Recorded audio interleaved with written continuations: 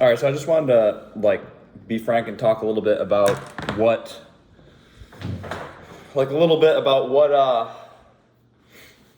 what actually, what actually starts with making a rehab process or a training process or any type of process that you're trying to do. Like what you have to do at the start to actually make that successful.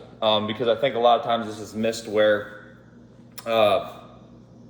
where we start will be what is the training plan or what is the program or what are the principles or what is the thing that is going to be best for what you're trying to do. Like we start with the mechanics of the thing that you're trying to do and you're like, okay, you're looking for something to get you to the point that you want to go, right? And all that stuff becomes necessary or beneficial to consider at some point.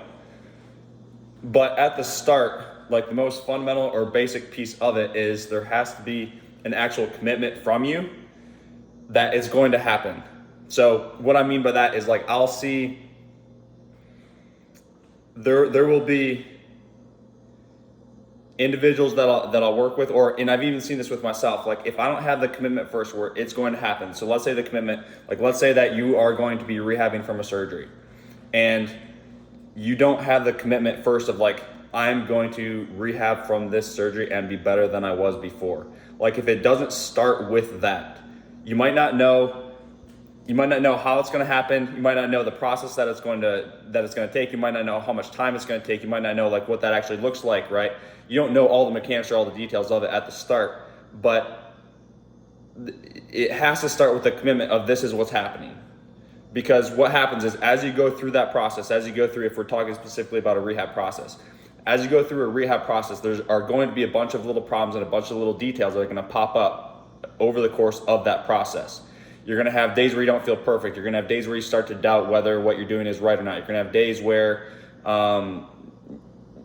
you weren't able to get a training session. You're going to have all these different things that pop up over the course of time that you're going through that process. If you don't have the commitment of this is going to happen no matter what off the bat at the start, then those little things that pop up are going to cause you to continually and chronically question. And it doesn't mean that even if you have the commitment that you're not going to have questions sometimes of that, but you have that initial commitment that this is what's happening, and then you recommit to that every day.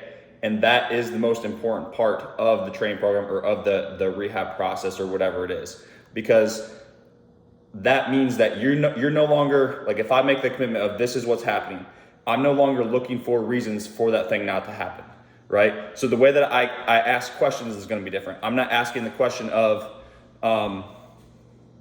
why is this off or why is this wrong, or I'm not just throwing my shit onto someone else where it's I don't have any answers, this is my problem, what can you help me with, right?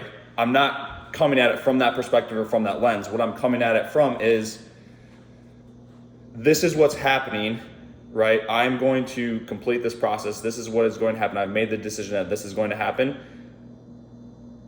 And because I've made that decision, I'm now immediately looking for solutions as soon as something pops up that I don't want to have pop up, or as soon as one of those little details that is going to pop up along the way, there's no way it doesn't. As soon as one of those little things pop up, I'm attacking that from a different lens or different perspective, because I know that I've made the commitment with myself that, hey, this thing is happening. And so I just need to figure out how to navigate this little thing and then keep going. So what that leads to is you don't have continual doubt around the process that you're doing. Or even if there is doubt, you have that backing of it doesn't matter. I might not know how it's going to happen, the process that it's going to take. I don't know how long it's going to take. I don't know any of this, but it's happening.